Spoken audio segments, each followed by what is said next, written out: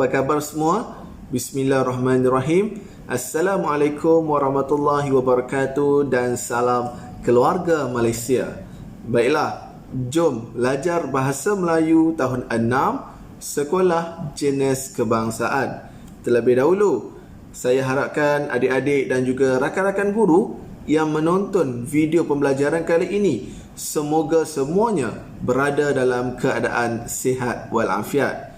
Baiklah, kali ini kita akan belajar dalam tema yang keempat, iaitu perpaduan. Dan kita akan belajar dalam unit yang ke-10, iaitu bersatu hati, hidup harmoni.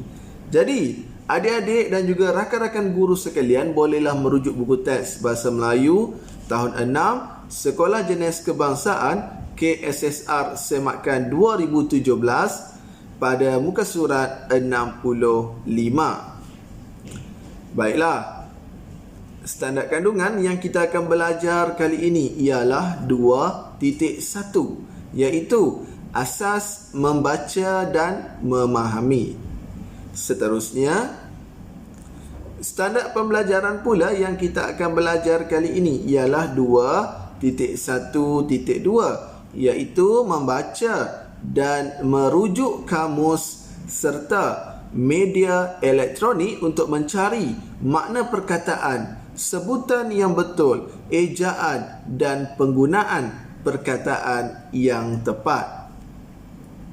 Baiklah, seterusnya objektif pembelajaran pula yang kita ingin belajar kali ini ialah murid-murid iaitu adik-adik sekalian dapat mencari makna perkataan, meneliti ejaan dan sebutan yang betul serta memastikan penggunaan perkataan yang tepat. Baiklah, jom kita baca bersama-sama terlebih dahulu petikan yang bertajuk Harmoni Bersama. Baiklah, penonton mula memenuhi tempat duduk di dalam auditorium itu. Sebentar lagi pertandingan sketsa rukun negara akan berlangsung.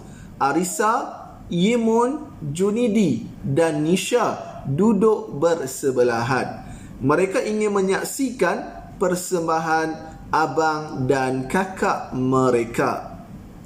Tidak lama kemudian, persembahan sketsa pun dimulakan. Beberapa orang pelakon muncul di atas pentas dengan memakai kostum yang berwarna-warni.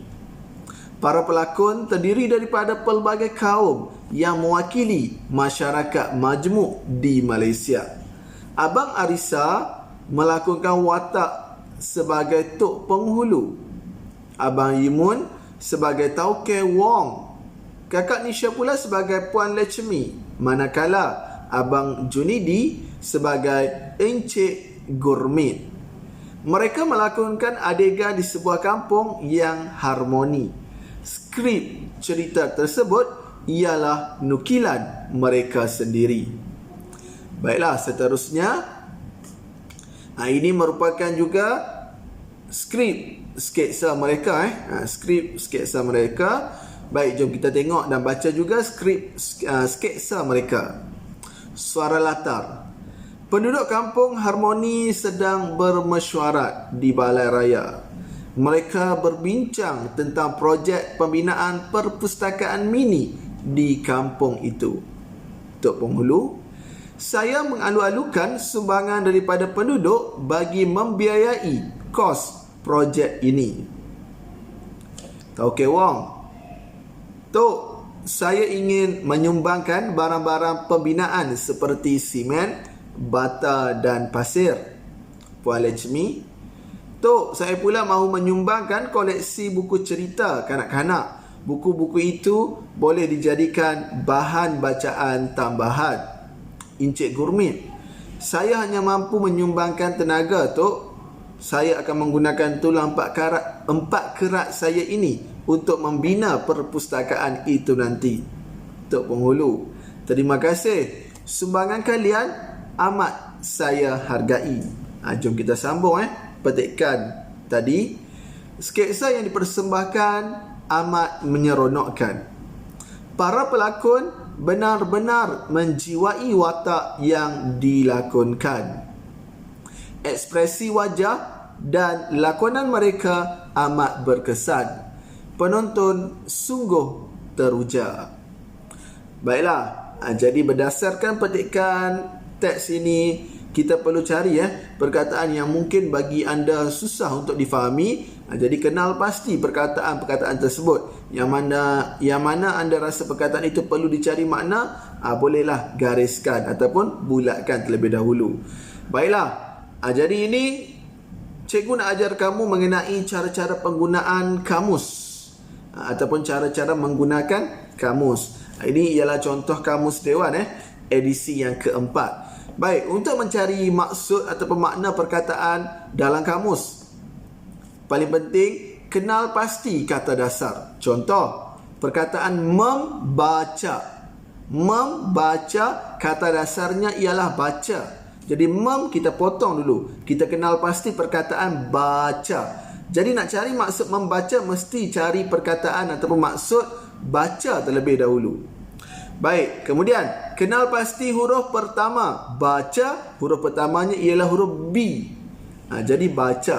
Yang ketiga, cari perkataan ikut susunan abjad. Kita boleh buka kamus, kita ikut susunan abjad A, B, C hinggalah huruf Z. Jadi tadi huruf B untuk baca. Baik, dah jumpa. Kita tengok apa maksud perkataan baca. Kemudian di situ akan adalah maksud bagi perkataan membaca. Jadi kita terus ambil maksud bagi perkataan membaca di situ. Itu cara-cara nak menggunakan kamus yang betul. Baik, seterusnya satu lagi, menggunakan media elektronik. Ini lebih mudah dan senanglah tetapi memerlukan capaian internet. Iaitu kita rujuk maksud atau makna perkataan melalui laman web PRPM. PRPM itu apa? Pusat Rujukan Persuratan Melayu. Jadi ini juga merupakan ataupun diusahakan oleh Dewan Bahasa dan Pustaka, yang mana apabila kita ada alat dan juga capai internet, kita boleh terus cari makna ataupun maksud perkataan yang kita mahu. Baiklah, seterusnya, setelah dah mengetahui cara-cara menggunakan kamus dan juga media elektronik untuk mencari makna perkataan, jadi apa yang perlu anda lakukan? Kenal pasti perkataan yang tidak difahami. Maksudnya dalam petikan tadi, apa perkataan yang anda tidak faham maksudnya? Baik, jadi apabila kita dah jumpa atau kenal pasti, berikan makna perkataan dengan merujuki kamus ataupun PRPM, iaitu media elektronik. Okey, baik. Seterusnya, ini beberapa contoh perkataan yang mungkin anda tidak faham. Jadi inilah yang perlu anda lakukan. Cari atau kenal pasti dahulu perkataan yang perlu anda cari, iaitu yang perkataan anda tidak faham. Baik, contoh yang cikgu cari ada 3. Yang pertama, auditorium, menyaksikan kostum. Baik, cara sebutan nampak tu, auditorium. Itu cara sebutannya. Makna ruang untuk penonton. Yang kedua, menyaksikan. Cara sebutannya menyaksikan. Maknanya melihat atau menonton. Baik, seterusnya kostum. Cara sebutan kostum, iaitu pakaian yang dipakai untuk sesuatu.